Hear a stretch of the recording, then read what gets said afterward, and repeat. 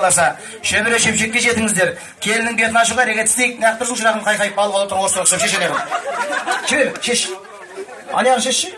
Біз қазақ 20 жылға алып, бұлда күннің астында жетіскенде тұрған жоқ деді өтпешімдерді. Үйленсемеген деп тұрған шығар, бойдақсың көзі.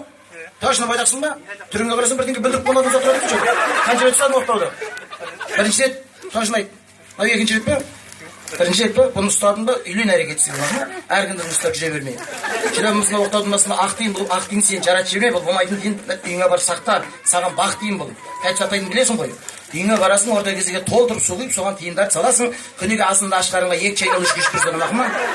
Қашан таусыла сөзді үйленесің. Асығып үйленетін болып суды сіміріп жіберіп тиынға түйіліп өліп қылма тағылай жақтасың. Соғаны күйген шырағым, сен де үйлен. Елдің мазағын, қатының азабын көрме. Кетші бар, не